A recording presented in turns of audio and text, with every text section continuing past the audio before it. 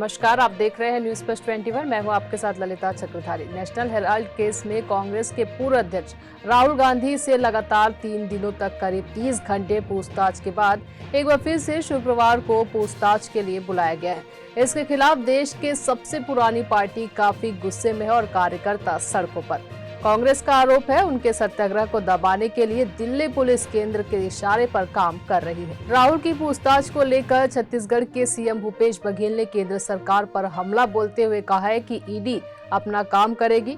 राहुल गांधी कानून का सम्मान कर रहे हैं, सहयोग कर रहे हैं, लेकिन दिल्ली में पुलिस ने आतंक मचा रखा है। पार्टी दफ्तर में आने से रोकने वाली पुलिस कौन होती है? पूरे देश में कांग्रेस आज प्रदर्शन कर रही है। छत्तीसगढ़ की राजधानी रायपुर में भी प्रदेश कांग्रेस अंबेडकर की मूर्ति के सामने प्रदर्शन किया गया।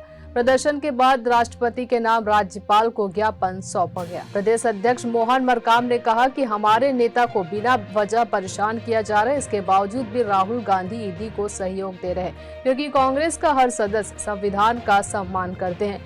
लेकिन हम मोदी सरकार को चेतावनी देते हैं, मोदी सरकार की एजेंसियों का उपयोग करके विपक्ष को डराने और धमकाने का काम कर रही है। उसे हम कांग्रेस से डरने वाले नहीं है। प्रदेश के नगरीय प्रशासन मंत्री शिव डहरिया ने कहा कि मोदी सरकार डरी हुई है और सीबीआई और इन्फोर्समेंट डायरेक्टर के सहयोग के साथ विपक्ष की आवाज को दबाने का प्रयास कर रही है। हम भारतीय जनता पार्टी की मोदी सरकार को चेतावनी देना चाहते हैं कि कीवी पक्षी की आवाज को दबाने का जो सफल प्रयास मोदी सरकार कर रही है, उसके मंसूबे कभी पूरे नहीं हो पाएंगे। महिम राज्यपाल जी को महामहिम राष्ट्रपति के नाम हमने ज्ञापन सौंपा है और इस ज्ञापन में हमने मांग की है केंद्र में बैठी मोदी जी की सरकार जितने भी संवैधानिक संस्थाएं हैं, चाहे ईडी हो, चाहे सीबीआई हो या न्यायालय हो, इनका दुरुपयोग कर रही है और इनको आगे करके इनका राजनीतिक इस्तेमाल करके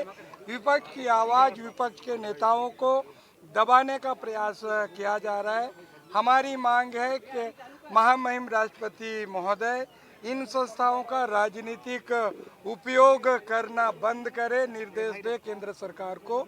ये हमारी मांग है, क्योंकि जिस ढंग से ईडी, सीबीआई और अन्य संस्थाओं का राजनीतिक इस्तेमाल किया जा रहा है, विपक्ष की आवाज़ को दबाने का प्रयास किया जा रहा है, तो हमारी मांग है इन संस्थाओं का संवैधानिक स्थिति बना रहे, हमारी मांग है। ऐसी ही जानकारी से लगातार अपडेट रहने के लिए देखते रहिए न्यूज प्लस 21, आपके हक की बात।